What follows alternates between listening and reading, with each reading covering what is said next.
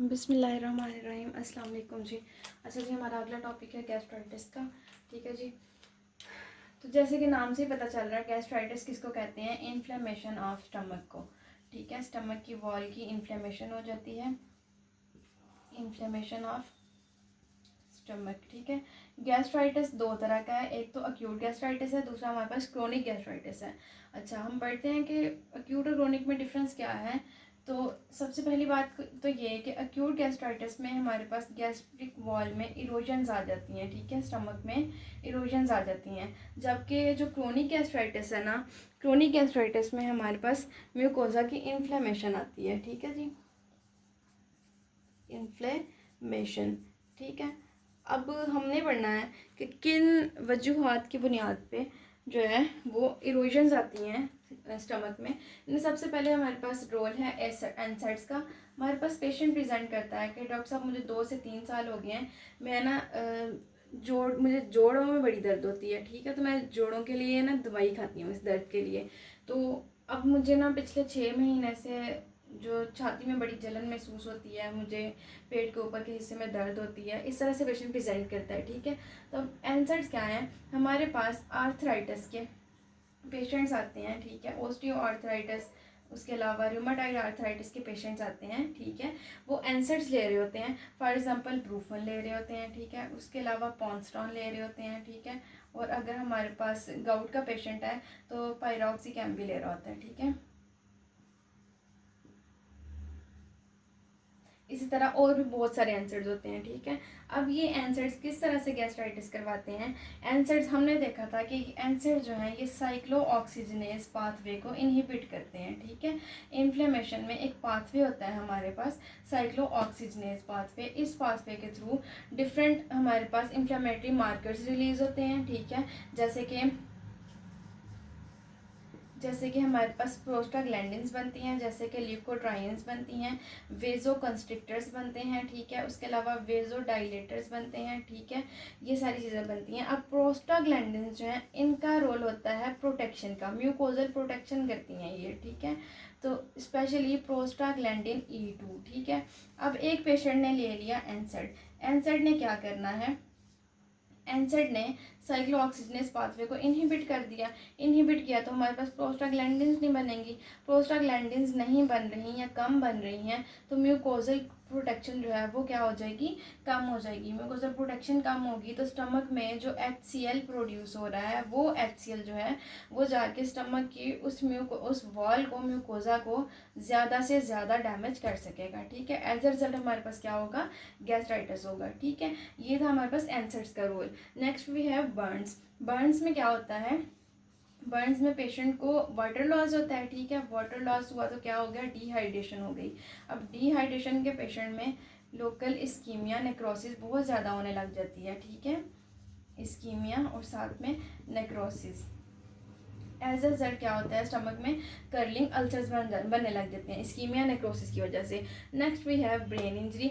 अब brain injury में क्या होता है? हमने पढ़ा था स्टमक में जो एसिड की प्रोडक्शन है उसमें हमारे पास वेगस नर्व का भी रोल है। एक तो वेगस नर्व जो है वो गैस्ट्रिन जी सेल्स जो हैं वो उन पे एक्ट करती है, गैस्ट्रिन की प्रोडक्शन करवाती है, और गैस्ट्रिन जो है वो आगे पेराइटल सेल्स के थ्रू HCl की प्रोडक्शन करवाता है।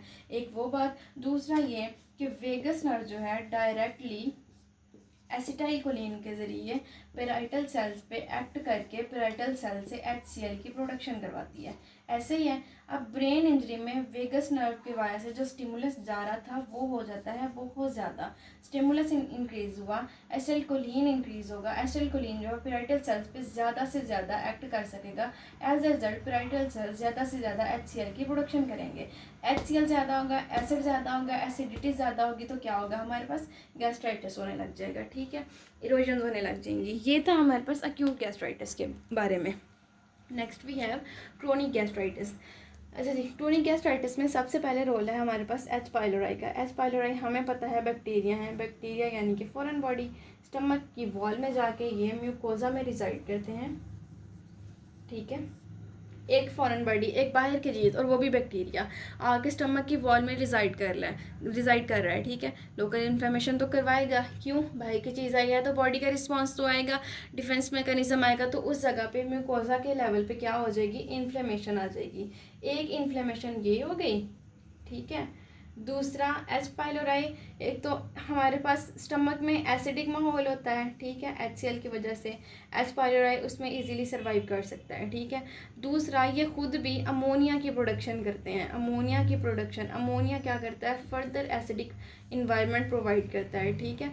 फर्दर एसिडिक इन्वायरमेंट जो है वो स्टमक में क्या करवाएगा, ये दोनों चीज़ें मिलके एज ए रिजल्ट स्टमक में एसिडिटी को बढ़ा देंगे, ठीक है। एसिडिटी बढ़ेगी तो क्या होगा, हमारे पास गैस्ट्राइटिस होगा। लेकिन क्रोनिक क्यों कहा गया है, क्योंकि एच पाइलोराई बैक्टीरिया है, ये टाइम लेगा, स्टमक में रिजाइड करेगा, इन्फ्लेमेशन करवाएगा, अपना ये माहौल क्रिएट करेगा। इस सारे माहौल के बदले में स्टमक की वॉल में जो ओवरऑल इन्फ्लेमेशन आएगी उसको होने में टाइम लगेगा, तो इसलिए इसको क्रोनिक गैस्ट्राइटिस में डाला गया, ठीक है। Next we have auto immune gastritis. अच्छा, ऑटो इम्यून गैस्ट्राइटिस में क्या होता है, हमने पढ़ा था कि हमारे पास स्टमक की जो बॉडी है उसमें होते हैं हमारे पास पेराइटल सेल्स, जिन्होंने क्या बनाना होता है, एसिड बनाना होता है, ठीक है। मैंने इस तरह से एक फिगर बनाई थी, और ये हमारे पास स्टमक की बॉडी है, ये वाली सारी, ठीक है।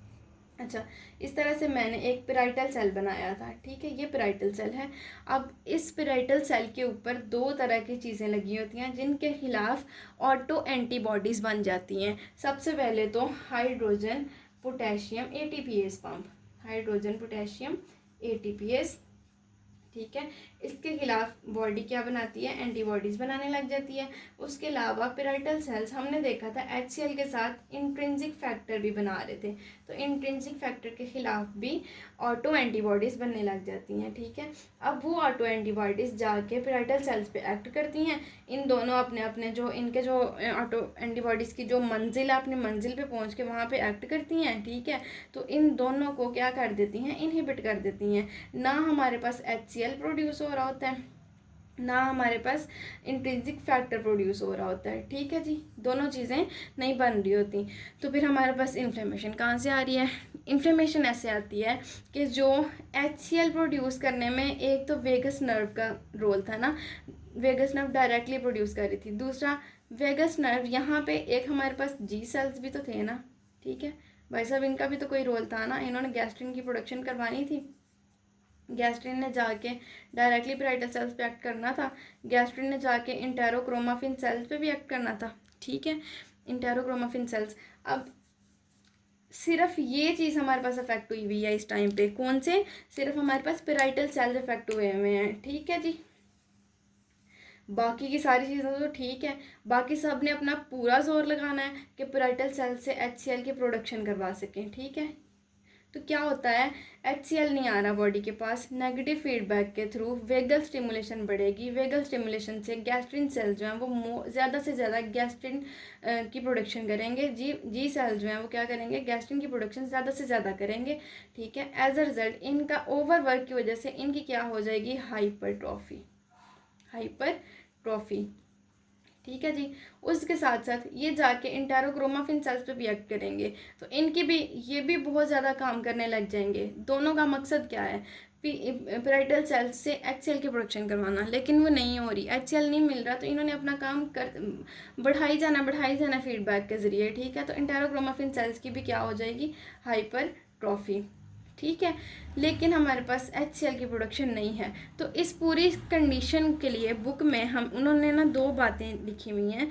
पहले लिखा हुआ है क्या, हाइपोक्लोरहाइड्रिया, यानी कि हाइड्रोक्लोरिक एसिड की प्रोडक्शन जो है वो क्या होगी, हाइपो होगी है, कम होगी है, ठीक है।